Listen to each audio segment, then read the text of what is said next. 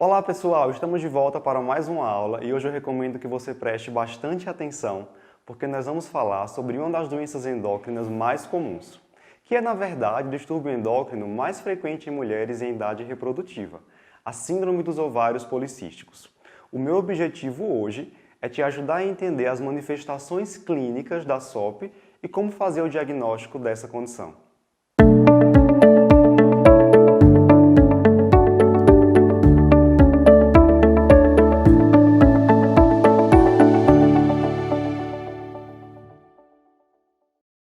Pois bem, a síndrome dos ovários policísticos é um distúrbio endócrino caracterizado por hiperandrogenismo, seja ele clínico ou laboratorial, disfunção ovulatória e morfologia ovariana policística. E nós iremos discutir esses achados separadamente. No caso do hiperandrogenismo, nós devemos estar atentos à presença de acne, alopécia e hirsutismo. O hirsutismo é definido como o aumento da quantidade de pelos terminais, que são aqueles pelos grossos, encaracolados e pigmentados, na mulher, em locais que são típicos do sexo masculino, como por exemplo queixo e buço. Existe uma forma da gente quantificar o hirsutismo, que é pela escala de Fermat-Gauer modificada. Essa escala é um score definido pela soma da pontuação de 9 áreas do corpo. Idealmente, o ponto de corte para a gente dar o diagnóstico de hirsutismo pela escala, seria estabelecido para cada população. Mas se isso não for possível, um valor de corte maior ou igual a 8 pontos é recomendado para a maioria das populações. Na avaliação de mulheres com hiperandrogenismo, é necessário ter cuidado, pois sinais de virilização tais como engrossamento da voz, clitoromegalia, aumento da massa muscular e atrofia mamária devem alertar para formas mais graves de hiperandrogenismo, como tumores adrenais. Com relação à disfunção ovulatória, sabe-se que os distúrbios menstruais mais comuns nas mulheres com SOP são a ligomenorreia, amenorreia e sangramento menstrual irregular. É também frequente que pacientes com SOP apresentem infertilidade, estando presente aí em aproximadamente 40% das pacientes acometidas por esse distúrbio. Vamos falar agora sobre o terceiro achado da SOP, morfologia policística dos ovários na ultrassonografia. Bem, sempre que possível, quando formos solicitar uma ultrassonografia para avaliação da SOP, ela deve ser realizada preferencialmente pela via transvaginal. Quando se utiliza por via transvaginal transdutores mais modernos, com frequência de pelo menos 8 MHz, o critério utilizado para a SOP seriam 20 folículos ou mais ou um aumento do volume ovariano, maior ou igual a 10 ml. Isso deve estar presente em pelo menos um dos ovários para que a gente possa utilizar esse critério diagnóstico. Mas no caso em que forem utilizados transdutores mais antigos ou quando a ultrassom for feita por via transabdominal, o diagnóstico vai ser confirmado apenas pelo volume ovariano acima de 10 ml em pelo menos um dos ovários. Isso devido às dificuldades técnicas que estão presentes por essa via ou com transdutores mais antigos para a contagem dos folículos. Outro achado comum na SOP, mas que não faz parte dos critérios diagnósticos, é a acantose nigricante.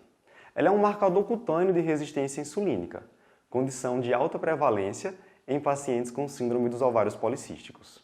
Muito bem, agora nós vamos aprender como utilizar esses achados para dar o diagnóstico de SOP. Atualmente, os critérios mais amplamente aceitos para o diagnóstico de SOP são os critérios do Consenso de Roterdã. Segundo esses critérios, o diagnóstico de SOP se estabelece com 2 dos 3 seguintes achados.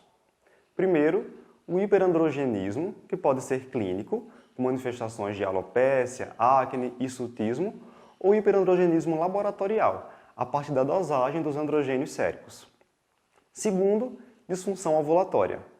E terceiro, morfologia ovariana policística, a ultrassonografia. Mas não basta que o paciente preencha esses critérios, é necessário excluir outras condições que cursem com hiperandrogenismo ou disfunção ovulatória, como a hiperprolactinemia e a hiperplasia adrenal congênita na sua forma não clássica. Então, a SOP é um diagnóstico de exclusão, não se esqueça disso. Com base nesses critérios de Roterdã, 4 diferentes fenótipos podem ser encontrados na síndrome dos ovários policísticos.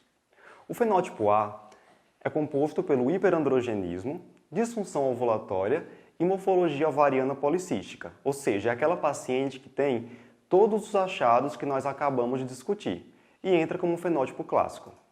O fenótipo B é aquela paciente que apresenta apenas o hiperandrogenismo com disfunção ovulatória, mas não tem a aparência ovariana policística na ultrassonografia, mas ela também é classificada como sendo fenótipo clássico. O caso do fenótipo C já é um pouco diferente. É o fenótipo conhecido como ovulatório. Essas pacientes apresentam manifestações clínicas ou laboratoriais do hiperandrogenismo e na ultrassonografia uma morfologia ovariana policística, mas elas não apresentam oligomenorreia.